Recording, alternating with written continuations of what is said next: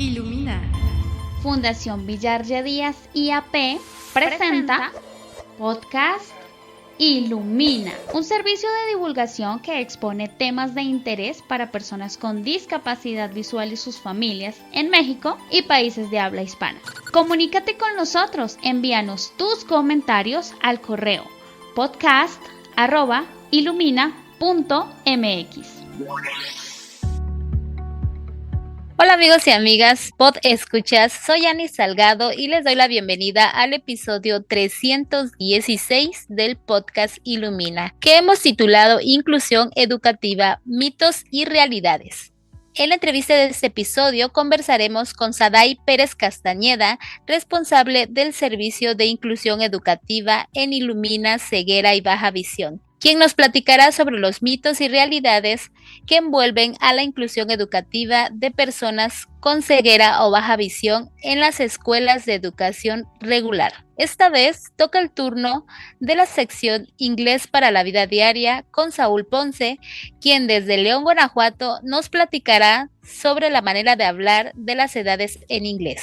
En este episodio te acompañaremos Judy Gómez en la entrevista, Néstor Castro en la producción y operación técnica y tu servidora Ani Salgado en la conducción.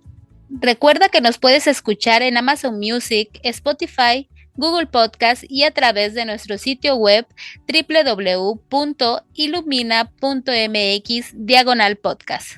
Te invitamos a oírnos en RTV México solo para tus oídos, donde este podcast se transmite todos los domingos en punto de las 6 de la tarde. También nos da mucho gusto que nuestro podcast esté en la plataforma de Hiperborea Radio. Y en las noticias de esta semana, amigas y amigos que nos escuchan, les invitamos a conocer la primera Guía Nacional de Organizaciones, Asociaciones y Grupos de Apoyo para Personas con Discapacidad Visual y sus familias, que fue creada en asociación con AT&T México, CEMEFI y el Consejo Ciudadano para la Seguridad y Justicia Ciudad de México. Ilumina Ceguera y Baja Visión ya está registrada y si formas parte de una organización semejante, puedes darla de alta.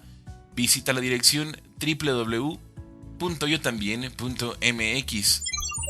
Ahora los dejo en manos de Saúl Ponce en su recién estrenada sección Inglés para la Vida Diaria. Enseguida, no te despegues de tu reproductor, pues te quedarás en manos de Judy Gómez y de nuestra invitada Saday Pérez Castañeda para conversar sobre los mitos y realidades de la inclusión educativa de personas con ceguera y baja visión. Quédate con nosotros. Adelante, Saúl.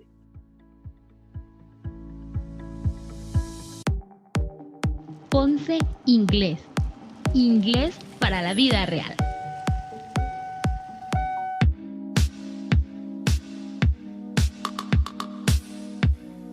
Hola, ¿qué tal amigos y amigas? Bienvenidos y bienvenidas a su cápsula de Inglés para la vida real. Como ya saben, mi nombre es Saúl Ponce y el día de hoy les traigo un tema súper interesante para que puedan conversar en inglés, el cual es las edades, ages in English. ¿Cómo hablar de la edad en inglés? ¿Qué factores debemos tener en cuenta? Pues bueno, estas y otras interrogantes serán respondidas a lo largo de este espacio. ¿Are you ready? Comenzamos. Pues bueno, como te platicaba justamente al inicio de esta cápsula, hablaremos de las edades.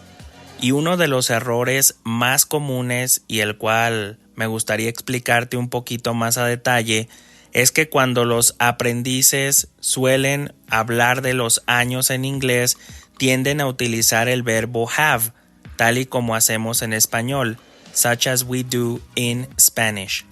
Por ejemplo, dicen, I have 28 years old.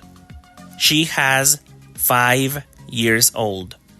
Esto es total y absolutamente incorrecto, ya que en inglés no empleamos el verbo have o tener para hablar de las edades, sino el bien conocido verbo to be, es decir, am, is, are.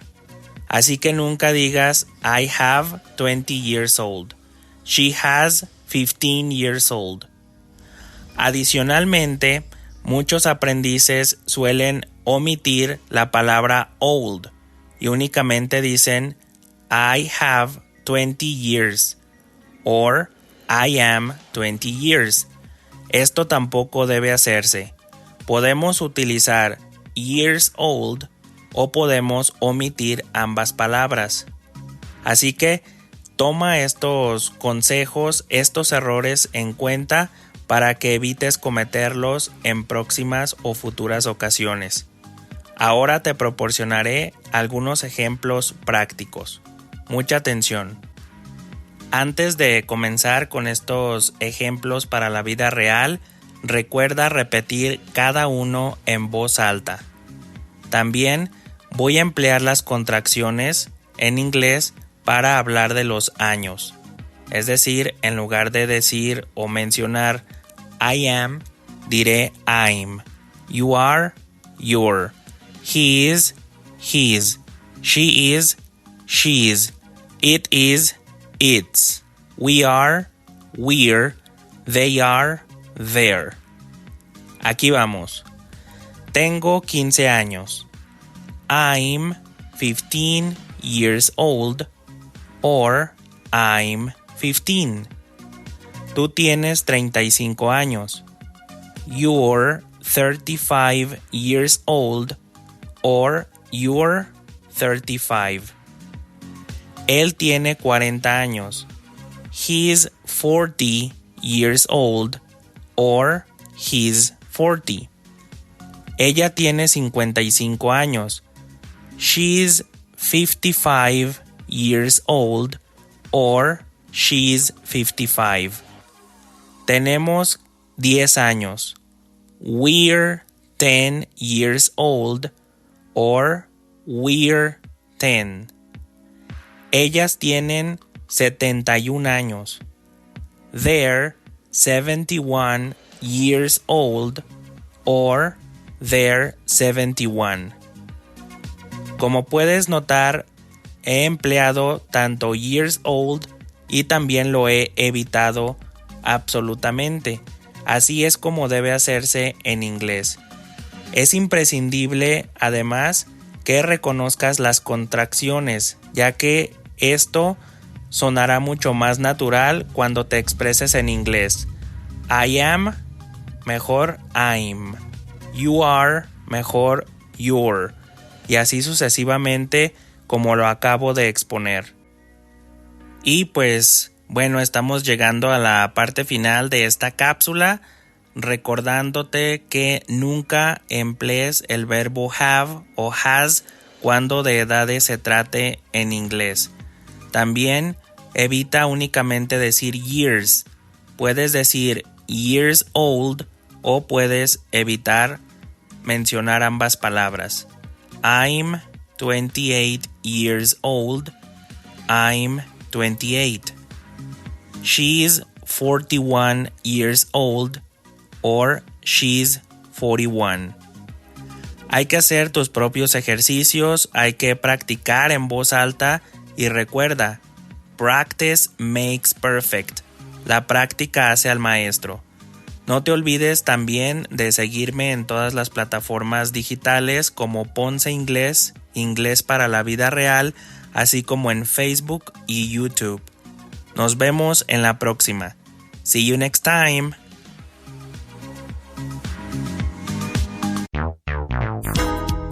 Entrevista.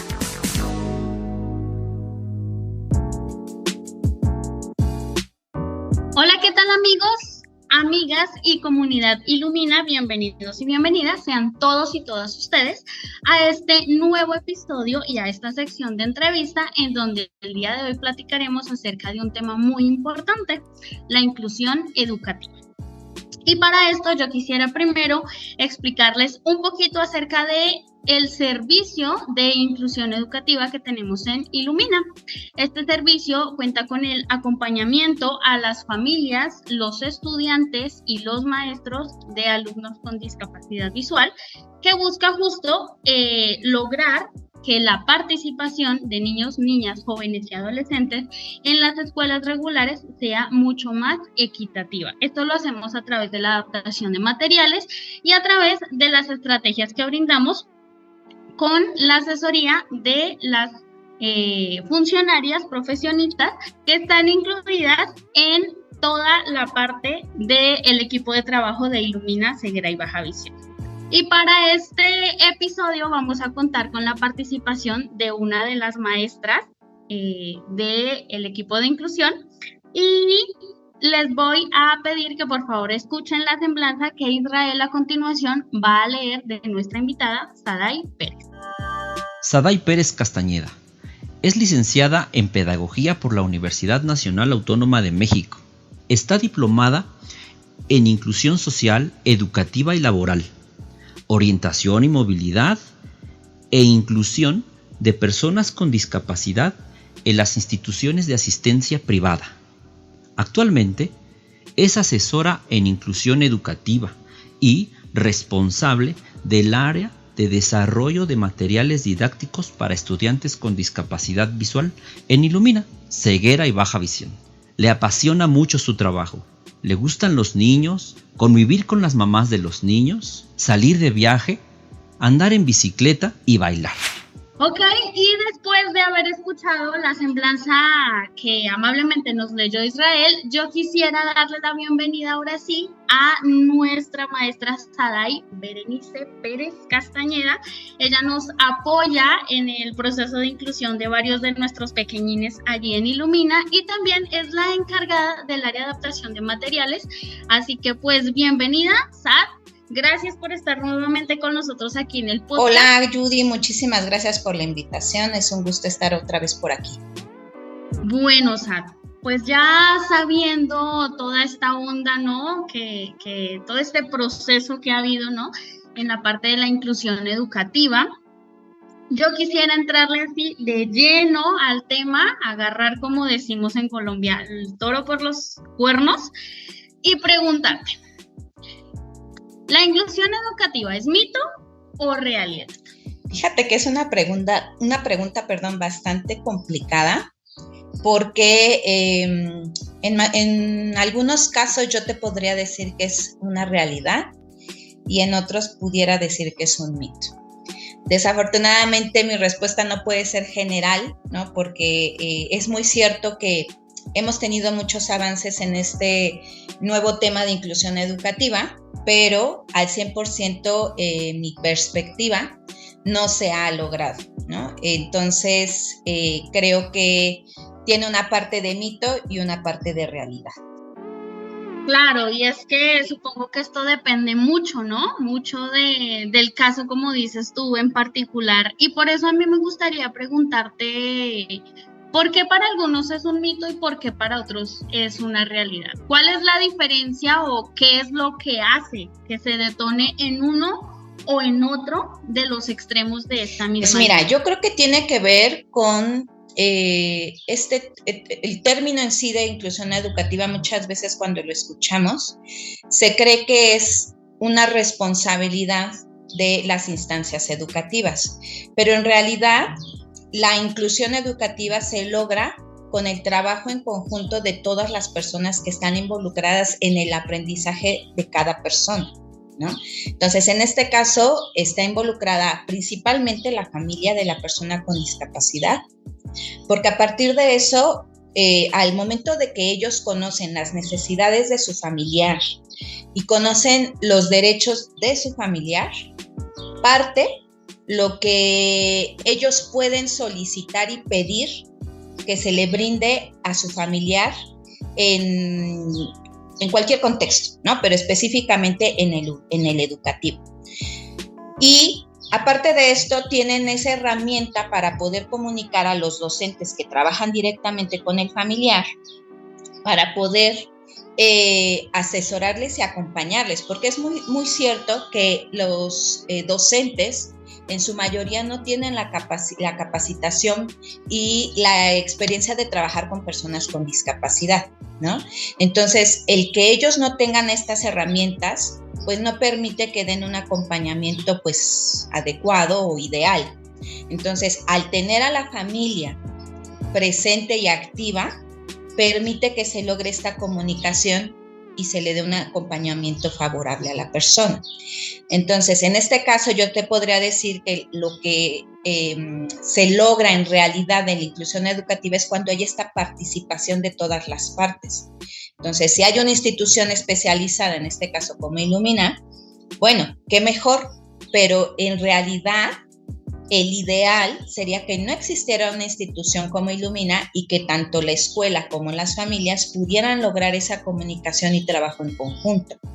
Obviamente teniendo la participación activa de la persona con discapacidad, ¿no? Entonces creo que estos casos que se logran como una inclusión educativa a lo mejor en un 80-90% es porque las partes involucradas están participando, ¿no? Y en algunos casos que se vuelven como un mito es porque tienden a dar, pues a lo mejor como que acceder a que se dé el acompañamiento de una institución especializada, al decirle a las familias que sí aceptan a su hijo o hija en las escuelas, pero no les están dando y ofreciendo todas las herramientas que requiere, ¿no? Entonces es como que algo que en realidad no está sucediendo, ¿no? Es en sí como una integración, no como una inclusión. Entonces creo que a eso se debe, Judy. Bueno, en general para todos es creo que lo que pudiera pasar. Dijiste un montón de cosas que, pum, pum, ¿no? Como que me retumban en la cabeza y quiero que las vayamos retomando así desglosaditas muy poquito a poquito para que a todos nuestros escuchas les quede muy claro. Y la primera que dijiste, más bien la última que dijiste, pero que me llamó mucho más la atención, es justamente aclarar, ¿no? ¿Cuál es la diferencia entre una integración y una inclusión, ¿no? O sea, ¿qué es lo que el servicio de Illumina busca realmente?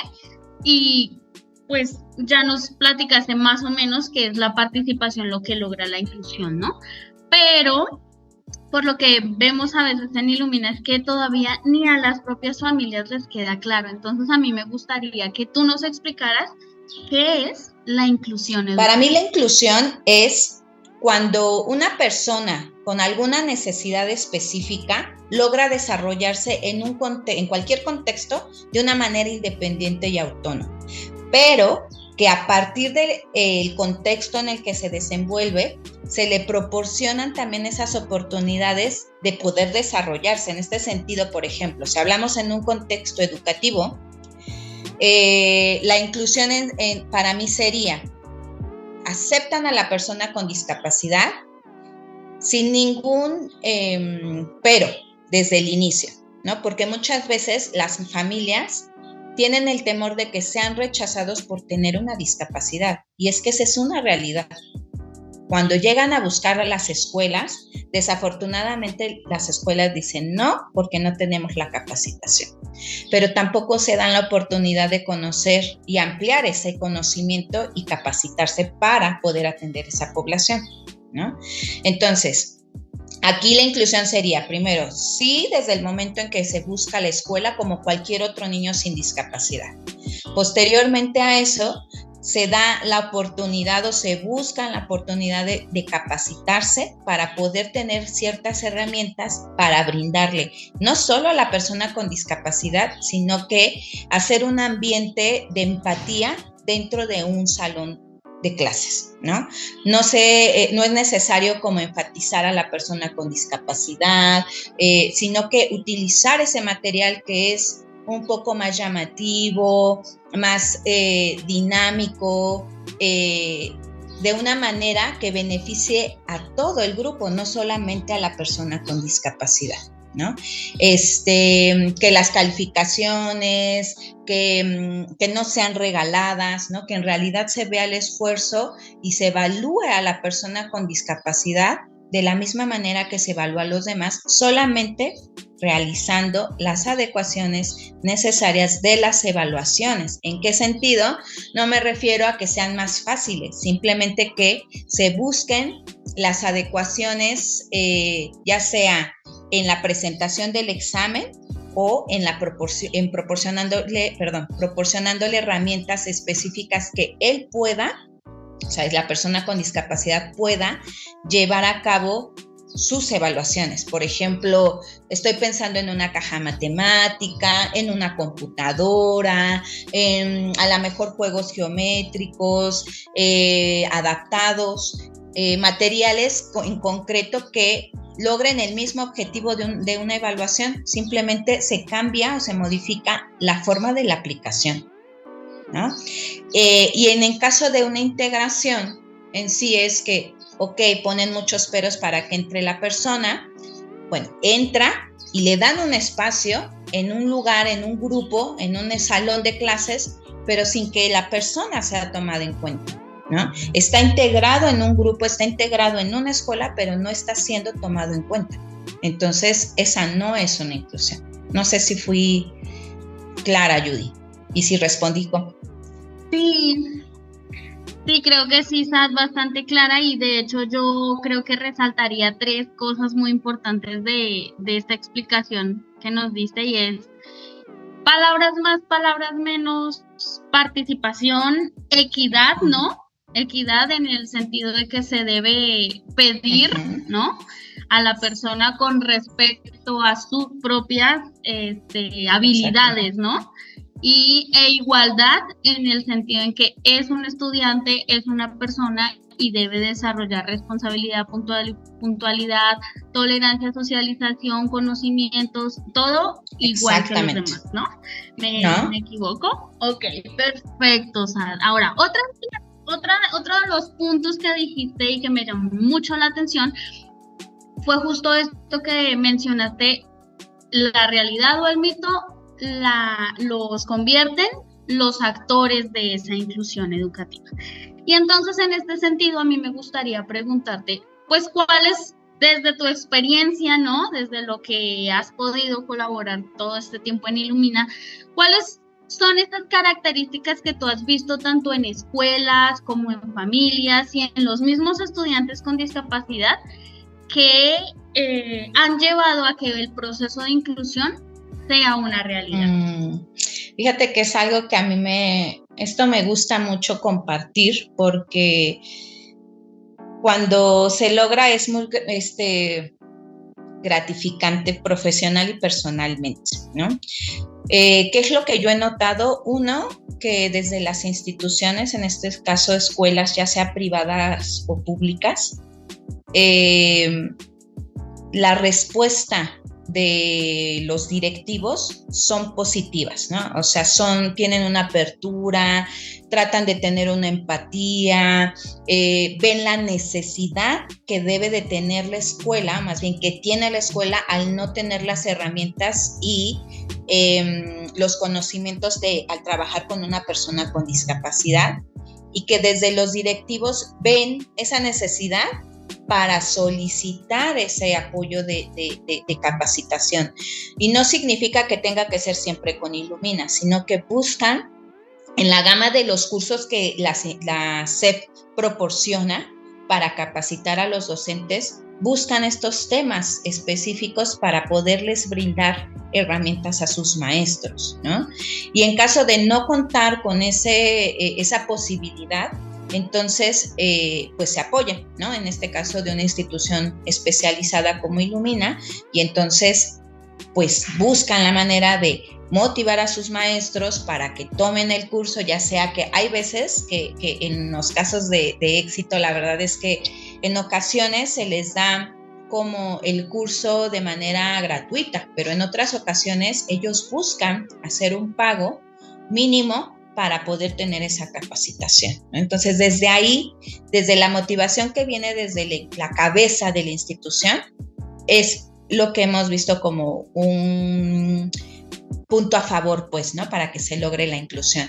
Posteriormente a esto viene, obviamente, la disposición de los maestros titulares, porque al ver que ellos eliminan como estas barreras de no sé, no conozco, no sé cómo dirigirme, más bien no sé, pero puedo intentarlo, pero estoy dispuesta, pero esto de verdad abre las puertas impresionantemente, porque esto permite que los chicos y chicas con discapacidad se sientan parte de un grupo, parte de la escuela, parte de una institución, ¿no? Y eso para cualquier persona es muy significativo y te motiva a querer crecer, a querer conocer, ¿no? Y entonces esto hace que los chicos, al sentirse parte, pues tengan una participación activa. Entonces, esto es otro punto de los que hemos visto que favorece para que se dé la inclusión, la apertura que los docentes tienen para recibir a la persona, viéndola como persona, como un alumno, como un niño, como una niña, no como la discapacidad en sí, ¿no? Entonces creo que esto beneficia muchísimo. La segunda parte es la comunicación la tercera, es la comunicación que se logra entre la familia y la escuela. Cuando logran tener una comunicación como más directa y constante, de verdad se logra una comunicación asertiva. ¿Por qué? Porque las instituciones sabemos que muchas veces, en este caso los docentes, no siempre tienen el tiempo para hacer las adaptaciones. Entonces, ¿de quién se apoyan? De la familia. ¿Y quién mejor para realizar las adaptaciones que la familia? Porque conoce a la persona con discapacidad visual, ya sea baja visión o ceguera. Sabe qué herramienta necesita, cuáles son sus necesidades, qué es lo que percibe o no, ¿no? Y entonces esto hace que las familias también tengan una información mucho más real de lo que pasa en el día a día con su hijo o hija. Y entonces esto permite que la familia tenga una participación también activa en la realización de la adaptación y así poder acompañar a su familiar en el tema que estén abordando, ¿no? Y obviamente apoyar a los docentes en proporcionar el material que requieren. Muchas veces cuando los papás van también iniciando con este proceso de inclusión, es complicado que lo comprendan, qué tanto tienen que hacer y hasta dónde. Pero cuando ellos externan sus dudas de hasta dónde y cómo, en este caso, por ejemplo, al acompañante o a la responsable del acompañamiento de inclusión de su hijo en Ilumina, se les puede dar una asesoría y se les puede dar un acompañamiento de, mira, puedes realizar esto, crea esta estrategia, te puede funcionar, háblalo con la maestra, propone esto, pregunta esto. Cuando externan esas dudas, creo que pues van disminuyendo cada vez más y se van ellos van adquiriendo herramientas y se van empoderando como padres de familia, ¿no?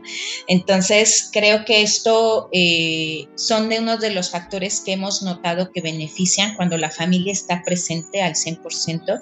De verdad, hace que la inclusión sea como mantequilla, pues, ¿no? Se resbale, fluya. Y en este caso también, algo súper fundamental es que la familia y la escuela fomenten que la persona con discapacidad tenga la opinión y la participación también. Porque muchas veces entre instituciones hablamos de lo que podría ser favorable para la persona con discapacidad, pero no los tomamos en cuenta, ¿no? Entonces creo que ahí desde pequeños tenemos que empezar a tomarlos en cuenta para que den su opinión, que digan si están de acuerdo o no, si les gusta o no les gusta, si se le complicó, porque ellos también de esa manera van buscando sus propias estrategias, ¿no? Entonces, esos son los puntos que yo creo que hemos identificado que han permitido que se logre un proceso de inclusión adecuado, ¿no? Entonces, esto es lo que yo te podría compartir, Judy. Bueno, compartirles, perdón. No, y aparte creo que todos estos pasos que mencionas, ¿no? Justo son como ese proceso previo, ¿no? Acompañado, muy dirigido, muy seguro, muy tranquilo, para que la persona con discapacidad aprenda, ¿no? Aprenda a cómo mediar, ¿no? Esas necesidades, esas a veces limitaciones que tiene en un entorno que pues no está adaptado, pero que se puede adaptar, ¿no? Y que no es necesario esperar que el otro o la otra lo adapte para mí, sino que yo también puedo proponer, ¿no? Que es como el objetivo final de inclusión, porque se brinda hasta la secundaria o ¿qué complementas? Claro, sí, se brinda hasta secundaria porque la intención del acompañamiento de inclusión es justo dotar de herramientas y estrategias tanto a la persona con discapacidad como a la familia para que a partir de la media superior entonces ellos ya sean independientes y autónomos, ¿no? Entonces, a partir de primaria alta, se les empieza a motivar que ellos tengan justo esta participación activa, ¿no? Y justo no se escuden con que es que yo por tener la discapacidad, ¿no? Me tienen que dar, porque esa no es la intención. O sea, las cosas no se tienen que acomodar a la persona con discapacidad siempre, ¿no? Sí requieren de estas adecuaciones, de estas herramientas, pero justamente se les da para que ellos puedan hacerlo solo en algún momento, ¿no? Entonces, el que ellos siempre esperen, pues no es la intención. En realidad es que la familia sepa cómo defender los derechos de sus hijos y que sus hijos sepan defender y pedir sus derechos de acuerdo a como cualquier otra persona, pues, ¿no? O sea, que no antepongan la discapacidad. Exacto, y es que creo que desde ahí empieza el proceso de inclusión, ¿no? Desde como la familia y tú mismo o tú misma como persona con discapacidad te ves, ¿no? Pero has mencionado también algo muy importante y ha sido un término reiterativo en todo tu discurso, Sadi, es que has dicho mucho acerca de la empatía, ¿no? Y yo quisiera que nos compartieras tú qué crees, ¿no? ¿Cuál crees que es el papel, ¿no? Que juega la empatía, y no solo la empatía, sino también la responsabilidad dentro de todo este proceso, ¿no? Porque a veces, bueno, lo que se puede percibir es que volvemos al punto, ¿no? Es que yo tengo discapacidad y es tal persona el que tiene que, ¿no? Y yo como persona con discapacidad no tengo empatía, ¿no? Hacia el proceso del otro. Entonces, ¿tú qué nos puedes compartir de la experiencia, de lo que tú misma piensas, de lo que has observado en tu quehacer como maestra acompañante de procesos de inclusión educativa? Pues mira, creo que aquí la empatía viene, pues es que tiene que ver también mucho de acuerdo a la personalidad de cada, o sea, tanto de docentes, de las personas con discapacidad, de los familiares de las personas con discapacidad, ¿no? Porque es muy cierto que en este proceso de inclusión social y educativa, a la familia les cuesta mucho trabajo esta parte de no ver a su familiar con la discapacidad, pues, ¿no? Entonces, creo que desde ahí viene también como lo que nosotros como familiares queremos transmitir a nuestros, pues sí, a nuestros familiares, pues, ¿no? Desde casa creo que viene todo esto también, y el que haya esa falta de empatía va más bien como que no nos ponemos en el lugar del otro, ¿no? Y que viene mucho esto que ya había mencionado, ¿no? O sea, ponemos la discapacidad primero antes de ver a la persona, ¿no? ¿Qué es lo que sí puede? ¿Qué es lo que le cuesta? ¿No?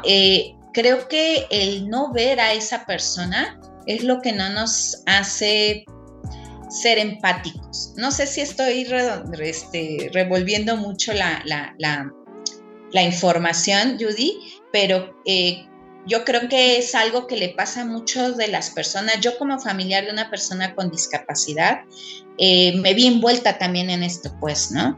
El poder convivir con mi hermana, por ejemplo, en este caso, ¿no?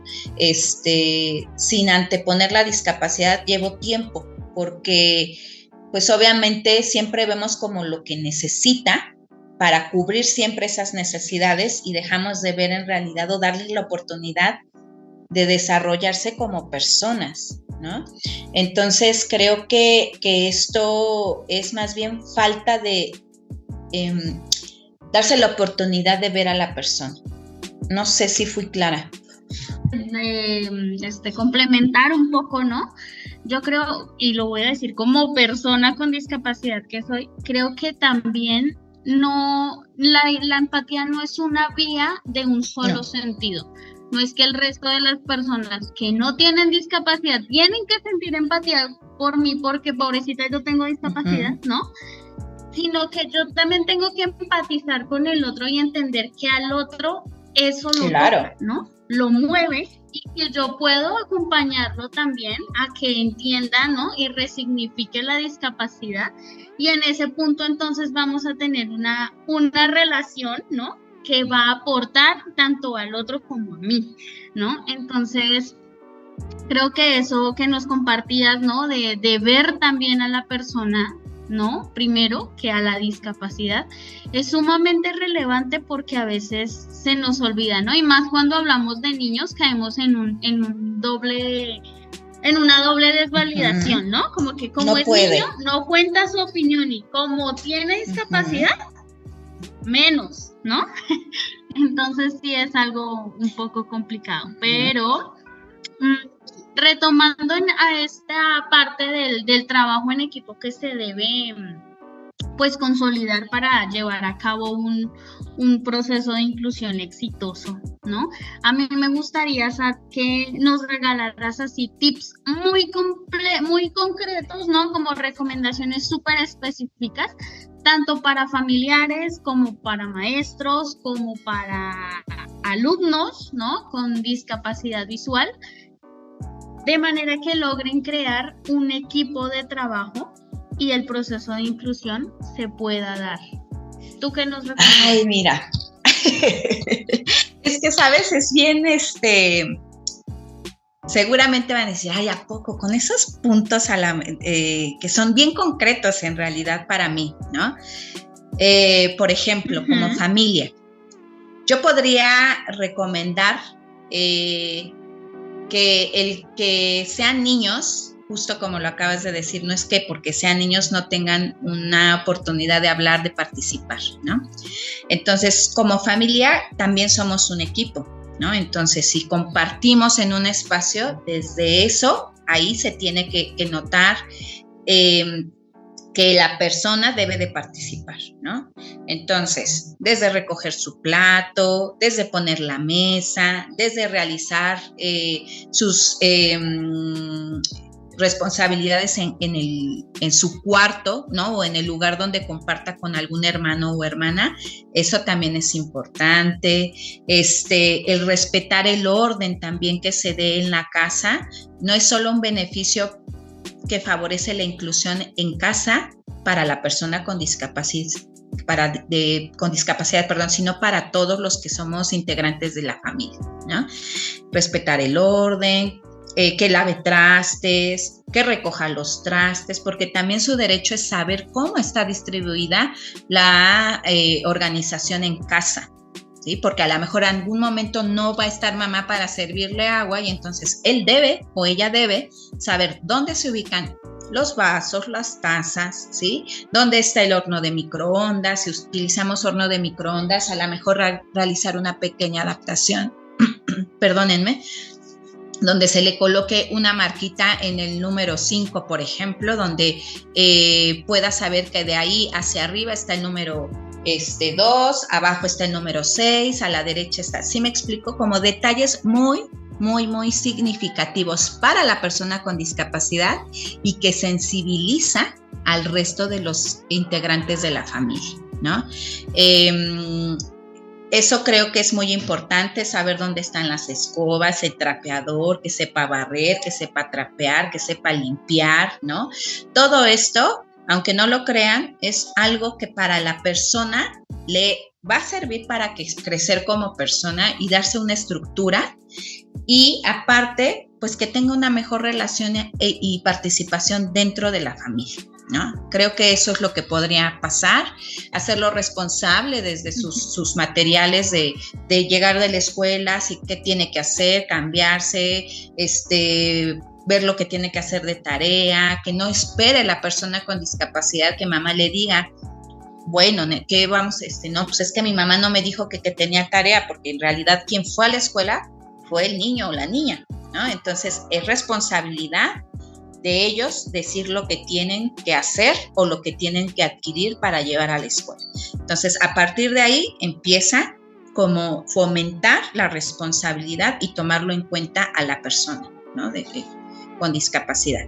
Y esto obviamente es como una cadenita. A partir de esto, la persona con discapacidad se va a sentir más parte de, y entonces llegará a la escuela, le pedirá a la maestra, traje esto, maestra, ¿me puede decir qué tarea tengo que traer? Maestra, no alcancé a tomar la tarea, ¿me lo puede dictar para yo anotarlo o para decirle a mi mamá? Maestra, ya aquí está mi tarea, maestra, yo tengo una duda. Todo esto es parte de la inclusión, ¿sí? Pero que venga desde la persona con discapacidad. Entonces, en el contexto escolar sería eso, también la organización, ¿no? Del espacio, tomarlo en cuenta. Por ejemplo, en muchas escuelas empiezan a decirles, ¿no? Vamos a usar el libro de historia, Juanito, reparte los libros. Juanito puede ser una persona con discapacidad o sin discapacidad. Puede hacerlo, sí, porque si tenemos un orden, él tiene y crea mapas mentales del espacio y también puede tener ese tipo de participación, ¿no? Donde muchas veces, seamos sinceros, ¿no? Cuando las maestras nos ocupan como secretarios, híjoles, eso nos motiva y nos sentimos como importantes, parte de, ¿no? Entonces eso es parte también de la inclusión educativa, ¿no? Crear juegos donde puedan interactuar entre personas con discapacidad y sin discapacidad, y bueno, en este caso, pues también como en las instituciones, ¿no? Que las personas con discapacidad, niños o niñas o adultos, externen lo que van identificando que requieren o lo que se les complica para que en conjunto podamos buscar diferentes estrategias que él pueda o ella pueda aplicar, ¿no? Entonces, creo que son como recomendaciones pues muy sencillas, pero que van a hacer una gran diferencia. No, y que hacen toda la lógica del mundo, porque si la persona con discapacidad no participa en su casa, ¿no? Que es como su entorno más seguro, pues ¿cómo le pides que participe en otro lugar? Exactamente. ¿No? O sea, desde ahí partimos bien o partimos mal, ¿no? Sí, y es real, de verdad es muy real esto. O sea, tú te das cuenta cuando un niño tiene una participación en casa, porque lo observas en la institución y puede que todo el día esté sentado, ¿no? Porque no tiene esa iniciativa de querer ir a buscar, aunque sea el mango que se le antojó, que él huele y que dice huele a mango, pero no tiene la iniciativa por pararse por un mango, porque siempre espera a que llegue, ¿no? Entonces, si eso lo hace desde casa, pues en el contexto que es más complejo, que es en la sociedad y en un contexto escolar, pues va a ser mucho más complejo, pues porque no tiene la seguridad. Totalmente de acuerdo, ¿no? Totalmente de acuerdo con lo que dices, Sad. Uh-huh. Ahora, a mí me gustaría, Sad, que nos compartieras un poquito desde tu experiencia. ¿Cuál crees que es el principal reto que tiene la inclusión? ¿Y cómo has visto tú que en tus casos de éxito de tus niños que tú dices, híjole, va bien, ¿no? ¿Cómo lo han superado? Pues mira, yo creo que en mi experiencia el mayor reto siempre es, uno, que la familia acepte la discapacidad. 2, que la escuela tenga esa apertura para poder acompañarles en el proceso del conocer a la persona con discapacidad y que cambie esa visión, ¿no? Que es como en muchos casos como pues de miedo, no es que estén totalmente cerrados, sino que más bien el miedo no les permite tener esa apertura para poder cambiar esa visión de la persona, ¿no? Entonces, ese es el segundo reto.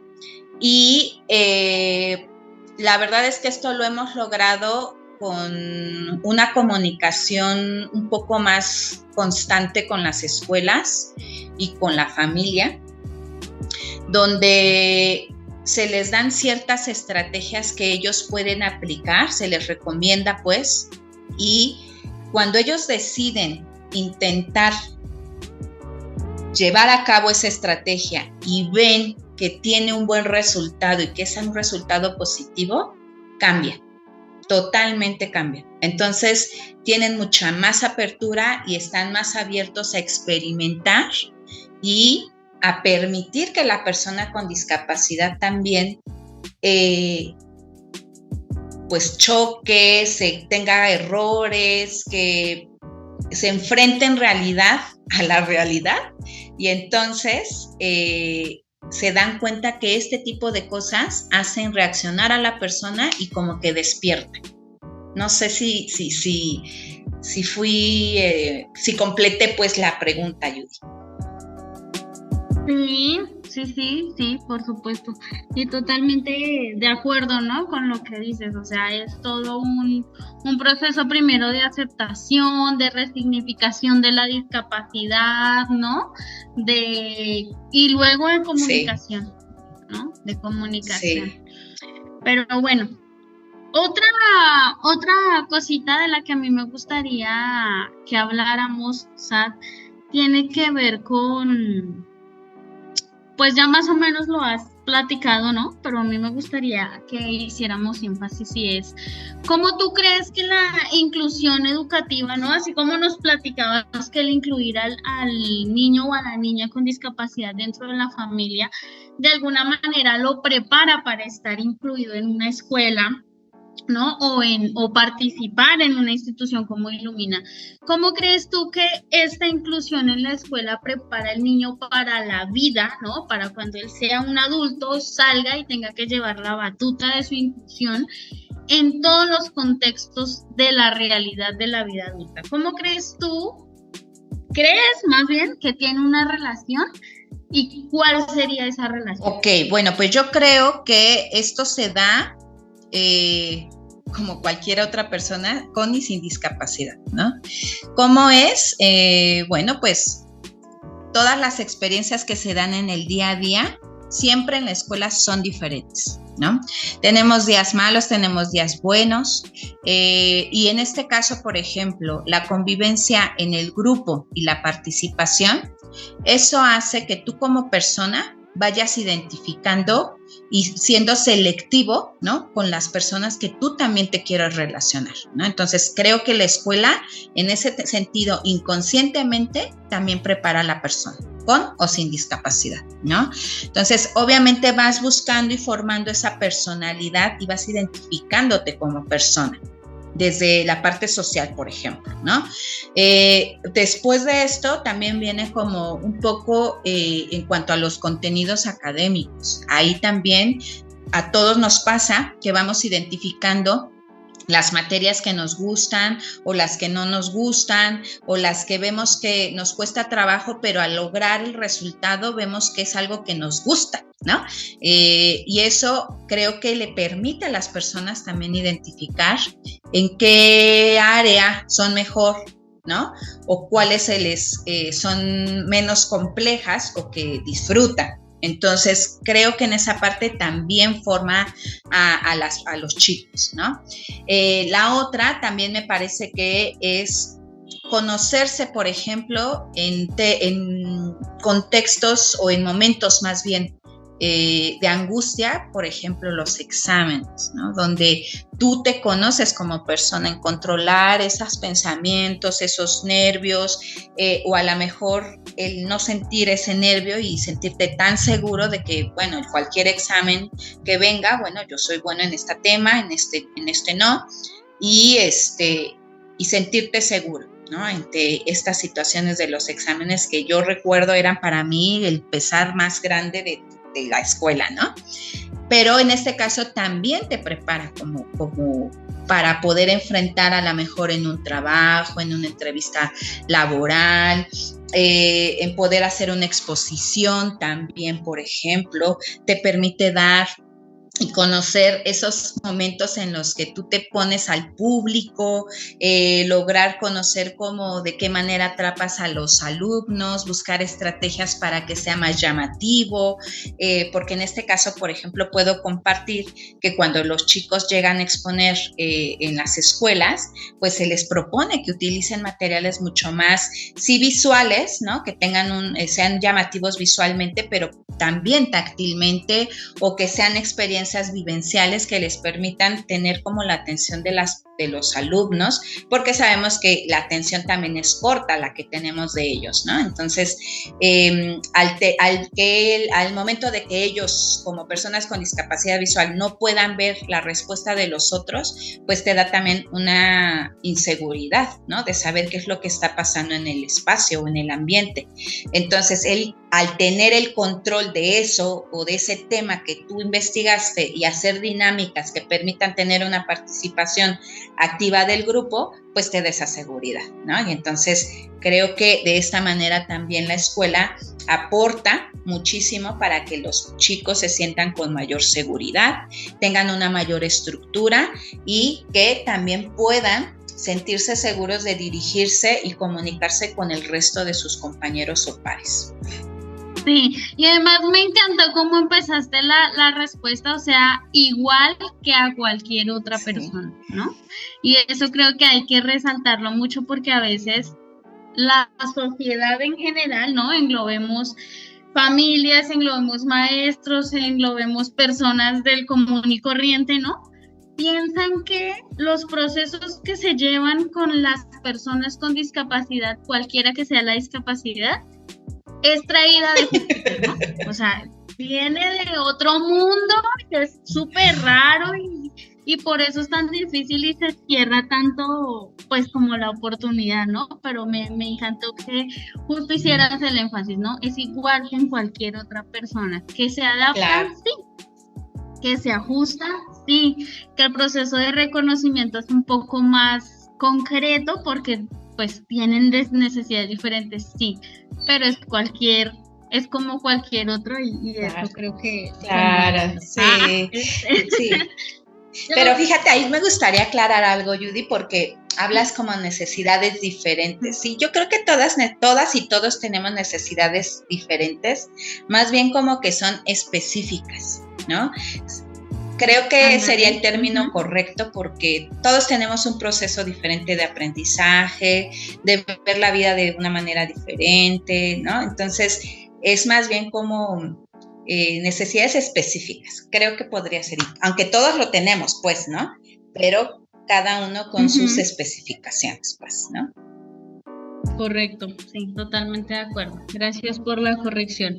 Y ahora para ir cerrando, Sad, como última pregunta, me gustaría que nos dijeras cuál es tu opinión frente a lo siguiente. ¿Cómo crees tú que beneficia, ¿no?, la inclusión educativa real, ¿no?, la real, a la sociedad en general? ¿Cuál crees tú que es el impacto de esto? Híjole, creo que es una bonita pregunta.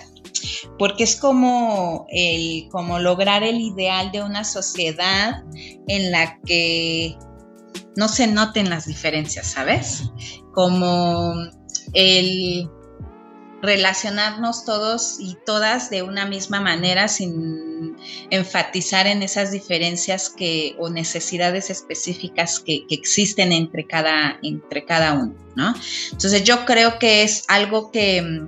O sea, más bien lo veo como que se puede lograr una sociedad en la que haya menos prejuicios, que sea una sociedad más empática, que nos permita vernos como personas, tanto individuales como en grupal, pues, o sea, que tú te puedas ver como persona, valorar como persona, identificarte de una forma y poder así identificar a los otros de una manera positiva. Entonces, creo que esta inclusión pues es un beneficio general, como un ejemplo el que te daba hace ratito, ¿no? Que el material, por ejemplo, no beneficie solo a la persona con discapacidad, sino que beneficia a que la maestra, en ese sentido de atraer la atracción, le beneficia a la maestra porque logra que tenga mayor atención de todo el grupo y el aprendizaje sea más significativo para todos, no nada más para uno. Y eso creo que es un ejemplo que se puede replicar en la sociedad. Totalmente de acuerdo. Creo que eso nos prepara en el aspecto de ser humanos, ¿no? O sea, de comprender que la diferencia no está mal, que todos tenemos necesidades específicas, como tú bien dices, ¿no? Que la empatía es una característica, ¿no? Creo que esto ya lo he dicho muchas veces en muchos podcasts, pero creo que la empatía es una característica de esas que nos hace ser y podernos llamar humanos, ¿no? Y creo que la inclusión, no solamente la educativa, sino en general, pero pues en este caso la educativa, va ayudando también a los niños, ¿no? Y a las niñas a generar eso, ¿no? A tenerlo como un valor, ¿no? Como algo consciente y ejercita ese músculo. Sí, totalmente de acuerdo. Muy bien, Sad. Nos dio mucho gusto poder contar contigo el día de hoy. No sé si quisieras dejar algún dato de contacto, si quisieras compartir algún otro punto que se me haya escapado a mí. No, pues creo que en general el tema en sí aún sigue siendo complejo, ¿no? Pero creo que estamos como en la media, pues, ¿no? Estamos llegando más a la realidad que a la mejor yéndonos para atrás a que sea un mito y aunque sean pocos los casos a lo mejor que tenemos, en este caso yo te podría decir que actualmente tenemos 24 escuelas activas de acompañamiento de inclusión y de esas 24, 15 están siendo mostrando esa apertura y esa empatía y la verdad para mí el estar en este momento, en ese número es muy enriquecedor porque pues ha sido largo pues el proceso para pues que se logren esos 15 casos a lo mejor, pero son buenos, son bastante ricos y creo que pues estamos en el lado positivo, pues, ¿no? Seguimos luchando y que las personas puedan escuchar esto, espero que pueda motivarles a ver cambiar esta perspectiva de la discapacidad y no solo de la discapacidad visual, sino en todas las discapacidades, ¿no? Entonces vean a sus familiares, en algún momento todos vamos a llegar de cierta manera a tener ciertas dificultades y necesidades específicas porque pues ya cuando somos adultos mayores tenemos muchas complicaciones, ¿no? Entonces nos vamos a enfrentar a la realidad que a lo mejor pudimos ver desde antes, pero pues hasta que no lo vives es cuando eres consciente, entonces podemos anticiparnos. Entonces creo que eso es lo que podría comentar para cerrar, Judy. Pues muy bien, muchísimas gracias, Ad, por acompañarnos hoy en el podcast, por enriquecernos, ¿no? Con todo el conocimiento y también por darnos esta cifra esperanzadora, ¿no? Que va en un muy buen camino y que esperamos que siga creciendo. Y que esperamos, ¿no? Que este tipo de iniciativas pues también ayuden como a desmitificar todo lo que gira en torno al tema, ¿no? Pero pues lamentablemente hemos llegado al final del tiempo de la entrevista. Yo quiero agradecer a todos los escuchas por quedarse con nosotros este momento. Gracias, bye. Amigos, espero que hayan disfrutado de este episodio. Mil gracias por quedarse con nosotros durante todo el programa. Ya sabes que nos puedes contactar a través del correo podcast@ilumina.mx, donde gustosamente recibimos tus sugerencias, comentarios y propuestas. Quiero agradecer a nuestra invitada Saday Pérez, a Judy Gómez, por supuesto, que hoy realizó la entrevista, a Saúl Ponce por su sección Inglés para la Vida Diaria, así como a Néstor Castro, nuestro productor y operador técnico, e Israel García por el guión de este episodio. Si te gustó, por favor, compártelo con todos tus amigos y familiares. A nombre del equipo de este podcast me despido, soy Ani Salgado y te deseo un excelente día. Hasta la próxima. Gracias por escucharnos. Te recordamos que puedes consultar y descargar todos los episodios desde nuestro sitio web www.ilumina.mx. Mantente conectado y síguenos en nuestro canal de YouTube Ilumina Edin o búscanos en Facebook como Ilumina Ceguera y Baja Visión. También envíanos tus comentarios al correo podcast@ilumina.mx. ¡Hasta pronto!